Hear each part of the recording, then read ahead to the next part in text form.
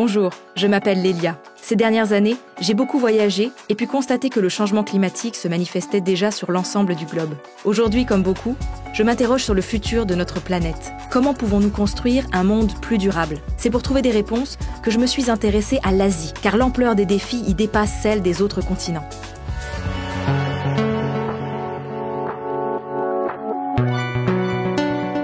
En Asie, l'eau est très inégalement répartie et soumise à des pressions multiples. Sous l'effet de la croissance démographique et économique, la demande en eau des ménages, de l'agriculture et de l'industrie ne cesse d'augmenter. En parallèle, les nappes phréatiques s'épuisent, tandis que la pollution se propage dans les cours d'eau. En cause, les eaux usées, d'origine ménagère, industrielle ou agricole, qui s'y déversent sans traitement. Et ce n'est pas tout. Les dérèglements climatiques accélèrent la montée du niveau des mers et accentuent les épisodes d'inondation et de sécheresse. Face à ces défis, la clé, c'est de mieux gérer l'eau, pour satisfaire de manière durable et équitable tous les usages et faire face aux catastrophes naturelles. Tous les secteurs sont concernés, l'énergie, l'assainissement, l'industrie, mais aussi et surtout l'agriculture. Car en Asie, ce secteur consomme près de 80% des ressources en eau. Je vous propose d'aller dans un pays où la gestion durable de l'eau est une préoccupation cruciale. Cap sur le Vietnam.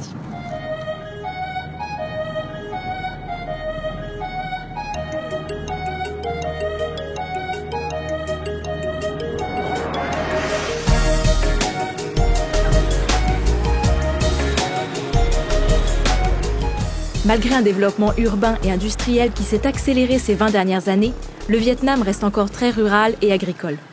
Pour vous donner une idée, 65% de la population habite en zone rurale. La production agricole contribue à plus d'un cinquième du PIB, un tiers des exportations et plus de la moitié des emplois. Mais comment expliquer l'importance du secteur agricole dans ce pays ?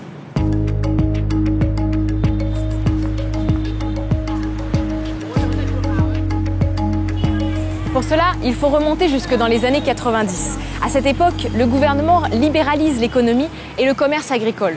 Résultat, les pratiques s'intensifient et les surfaces agricoles augmentent. Ainsi, en l'espace de 3 décennies, la production alimentaire a plus que triplé. Ce succès a non seulement permis au Vietnam de garantir sa sécurité alimentaire, mais aussi de devenir un grand pays exportateur de produits agricoles. Il est le premier pays exportateur de noix de cajou, de poivre, le deuxième pour le café, le troisième pour le riz, le quatrième pour le caoutchouc. Mais l'agriculture vietnamienne doit faire face à de nouveaux défis. Améliorer sa durabilité et sa qualité, mais aussi être moins vulnérable au changement climatique.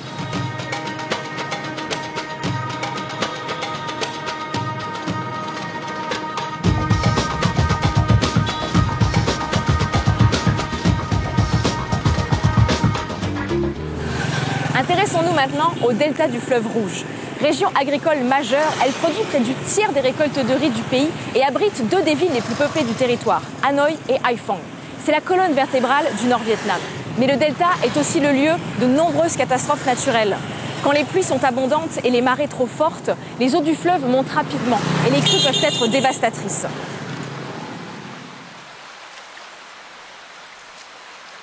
Le changement climatique intensifie ces phénomènes avec des conséquences graves sur l'agriculture. Si la température moyenne du pays augmente d'1 degré, le rendement des rizières pourrait diminuer de 10%. Pour nous parler du changement climatique et de son incidence sur la gestion de l'eau dans le secteur agricole au Vietnam, je vous emmène à la rencontre de M. Van Van Tang, ancien vice-ministre du ministère de l'Agriculture et du Développement rural. Vietnam là một trong 5 quốc gia đã được thế giới đánh giá là bị ảnh hưởng lớn nhất của biến đổi khí hậu, đặc biệt là 2 cái vùng đồng bằng và cái vùng duyên hải ven biển của Việt Nam, nơi mà chúng tôi là trọng điểm của lúa và của nông nghiệp. Chúng tôi đã phải tìm cái biện pháp để chuyển dịch cái cơ cấu nông nghiệp thích ứng biến đổi khí hậu. Nhiều cái vùng mà thiếu nước hiện nay chúng tôi cũng chỉ đạo là phải giảm lúa. Rồi ở cái vùng ven biển thì phải chuyển từ cái nông nghiệp dựa vào nước mặn, nước ngọt sang cái nông nghiệp dựa vào nước mặn. Ví dụ như là những cái vùng mà khan hiếm nước thì phải chuyển sang những cái cây trồng mà ít sử dụng nước hơn. Và tôi nghĩ rằng là cái giải pháp quan trọng nhất hiện nay mà đem lại hiệu quả cao nhất chính là nâng cao hiệu quả quản lý nước. Nó gồm có một loạt các cái giải pháp tổng thể, từ nâng cao cái việc dự báo nguồn nước đến việc phân phối nước hợp lý, đến việc xử lý nước tiết kiệm, đến bảo vệ nguồn nước và chống ô nhiễm nước, đến sử dụng các cái nguồn nước thải. Au Vietnam, la maîtrise de l'eau est ancienne. Le pays possède plus d'une centaine d'ouvrages hydrauliques dédiés à l'irrigation et au drainage des cultures. Mais l'irrigation et le drainage, c'est quoi exactement ? Eh bien, ce sont des aménagements qui permettent de prévenir l'excès ou le manque d'eau. Ils remontent à l'origine de l'agriculture. Irriguer, c'est apporter de l'eau aux cultures de manière maîtrisée, dans le but de répondre à leurs besoins en eau et d'améliorer leur productivité. Drainer, à l'inverse, c'est éliminer l'excès d'eau pour éviter l'inondation des cultures, permettre l'aération des sols et limiter les phénomènes de salinisation, responsables de leur appauvrissement. Les infrastructures d'irrigation et de drainage sont un élément clé de gestion des risques et d'adaptation au changement climatique. Mais ces systèmes peuvent avoir d'importants impacts environnementaux et sociaux, en particulier la diminution du niveau des nappes phréatiques. Vous imaginez donc l'importance de leur bonne gestion.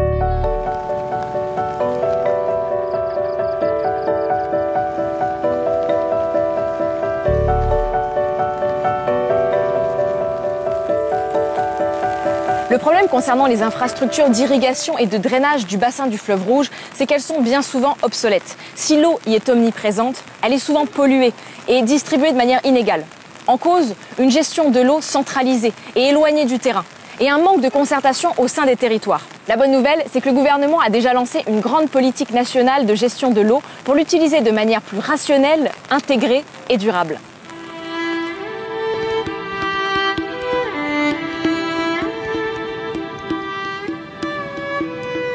Direction la province de Bắc Ninh.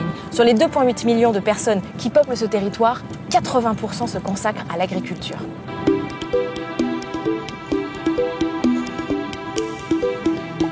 C'est ici que se trouve l'un des plus anciens et le plus grand réseau d'irrigation et de drainage du Vietnam, le casier de Bac-Oung-Ai. C'est en 2011 qu'un projet d'amélioration de ces infrastructures hydrauliques a vu le jour. Pour vous donner un exemple, la construction en 2016 de la station de pompage de Phu My, où nous nous trouvons, a permis le doublement du débit d'eau disponible pour l'irrigation. Pour vous parler plus concrètement de ce projet, je vous emmène à la rencontre de Monsieur Yen, président de la compagnie de gestion et d'exploitation des ouvrages hydrauliques de Bac-Oung-Ai.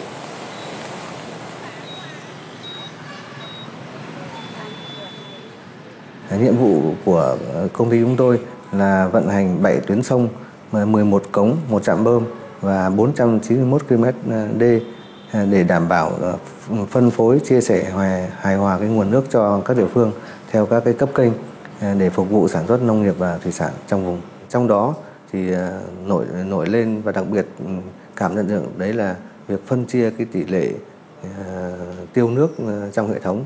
Có thể nói là sau các dự án này thì việc tưới tiêu trong hệ thống hiện nay là trở nên là khá thuận lợi. 1/4 đã được các cái công trình đầu tư mới để bơm trực tiếp ra sông ngoài. Thế còn mà 3/4 thì lượng mưa sẽ chảy vào sông Trục và tiêu ra cầu Xe An Thổ. Nên là nhờ vào có các dự án này thì cái việc tưới tiêu và quản lý công trình thủy lợi cũng ngày càng được thuận lợi.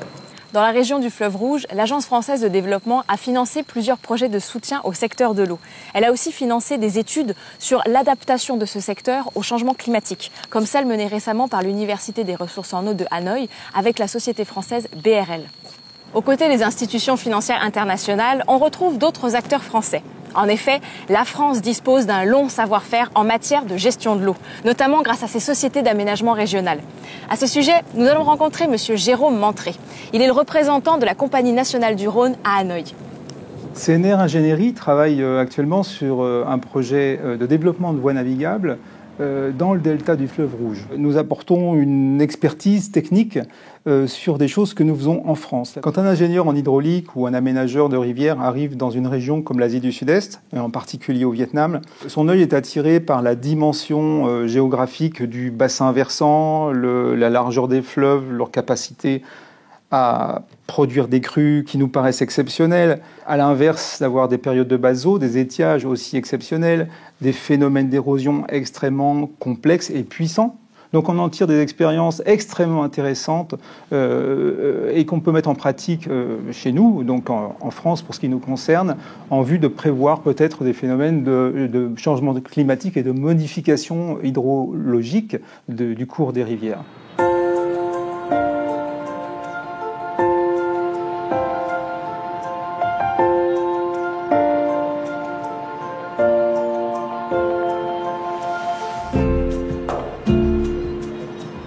Face à la croissance des besoins en eau pour l'agriculture, mais aussi pour les populations et pour l'industrie, il est indispensable d'améliorer sa gestion. C'est ce que le Vietnam, un des pays les plus vulnérables face au changement climatique, a bien compris. Le projet de Bakung Hai est un très bon exemple de politique volontariste du gouvernement pour changer la donne dans ce domaine. Mais d'autres sujets méritent qu'on s'y intéresse. Vous me suivez ?